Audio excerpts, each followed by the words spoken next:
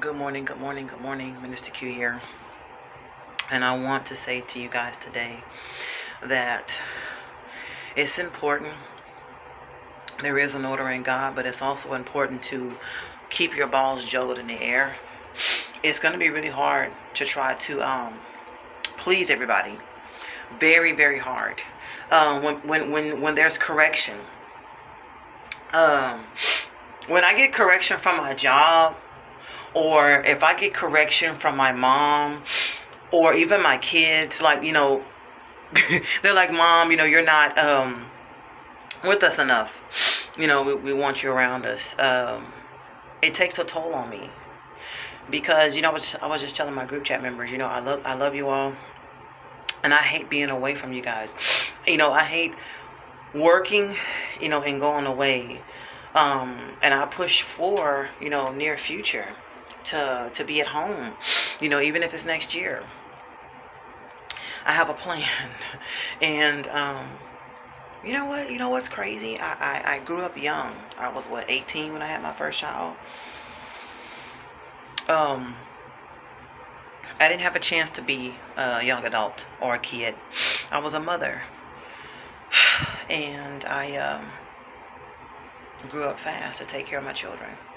And now that I am, a mom to a congregation, so to speak, right? I love it. I love being a mother over many, and I love watching over people. And of course, we all don't want to be misunderstood or taken the wrong way. And one thing that we can do to minimize or come together and stay one is for everybody to be on the same page and understand, what we're doing, what's our vision and focus. I'm talking about countless people around the world. Can you imagine how many people are going through something that you're going through? I want to focus this on the message today. Do you understand how many people are going through the same thing that you're going through? The same thing. I don't think you realize that, just like people in hell, and there's a lot of people down there, it seems like there's, nobody else going through but you're in so much agonizing pain. People are down there, but you can't even converse. And it's the same way, on the earth where you are. You can't even begin to think that somebody else is going through, or but they're so far away, they're so much in pain, that they're so caught up in their situation. So if you kind of want to get a visual of what hell is like, without like the fire and it's dark and it stinks and torment and pain and fire, think about, we all live on the earth, down the block, even close to one another. You could be going through something that's so detrimental and depressive that you can't even think about the next person, your next neighbor, whoever. Someone dies, don't know God. You're in a real messed up situation, you're suffering, and you know God, but you ain't even got time to evangelize because the devil hit you with something, and you're just going through it. And then you feel bad if somebody else passed away, and then you beat yourself up. I just hear that people been through things, and you beat yourself up for what other people went through. You got a job that sucks, it pays the bills.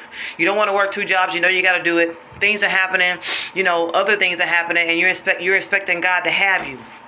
I know exactly what you're saying and what you're going through. I know. And God is a is a God of sorry guys, my shower, I love face towel. But God is a God of order. God is a God of all these things. And what we do? We spend most of our life trying to catch up with God or get on the same page. And I don't know. Sometimes you're not going to have it all figured out. Sometimes scriptures are not going to line up, especially when you start getting the real deep mysteries of God. We hear about Enoch. All we knew is that Enoch walked with God and he went up. That's it. But what about the life of Enoch? The Bible is trying to give you certain records that all aren't there. And isn't it hard to minister what I'm saying? I don't know if y'all seen Cameron. He's a man of God who does like street ministry. And everybody wants things to be biblical. I'm trying to say something to you guys. You got to walk this life, even if you lose people. People, and most of the time, it's people that you really didn't want to lose, and you lose them. Husband, wife, best friend, we cry over, we get over it. We may gain another friend, but it's just something about that friend. It's just something about that person. You know, that's in your heart, and then it's like a soul tie, and then God wants you to let it go, but you don't want to let go of the memory. I'm saying, oh my gosh, dear Lord God and Savior Christ Jesus, I've been rebellious with that in my past. Like, not right now, God, not right now, not right now, not right now, not right now. And I'm gonna keep it real and be honest, because I'm not gonna sit here and make it seem like you gotta have this like tangible, perfect life, and I don't like people who do that. I don't. You're never gonna see Miss Q do that. You know, we're all out for change, man. We're all out for the things of God. I hear God in small things. I can feel His presence and His Spirit when I say that. Oh my gosh, I'm growing up. I see myself as 21. So, I'm trying so hard not to laugh. And all you're getting. I know it's hard to rotate. It is hard to rotate. Prayer, reading the Bible, being consistent. Then you know you're falling off. Then you start feeling bad. And the devil go, ooh, look at you, look at you, look at you, look at you. You might as well stop. Ooh. And you're like, man, if this devil don't shut up. And then you do something out of that low point. And he really comes at you because you didn't give him the leeway to make you feel a little bit worse, to make you want to stay away from God more, because you know that God don't like unholiness. And so the devil plays off of that. Look at you. You might as well just say, you know God ain't going to come. You know if you even try to talk to God after this. Or, why don't you do it one more time? Why don't you do it one more time? Why don't you do it one more time? Stuff like that. I'm telling you.